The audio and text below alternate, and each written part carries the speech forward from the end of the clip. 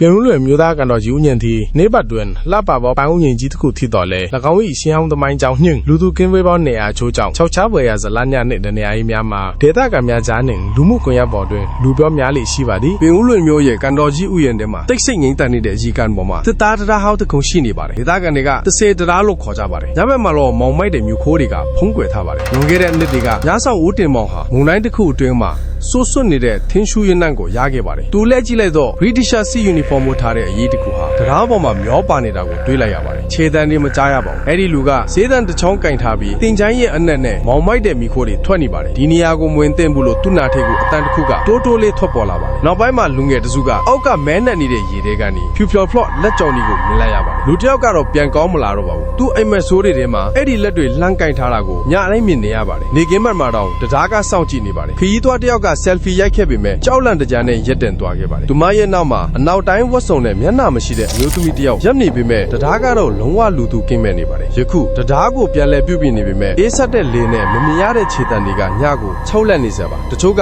ဓာရီဟာပုံပင်နေတာဖြစ်တယ်လို့ပြောကြပါတယ်။တခြားသူတွေကတော့မျက်နှာမပါတဲ့လူတစ်ယောက်ကတစေးတရားကိုမှစောင့်နေတုံးပဲဆိုတာသိကြပါတယ်။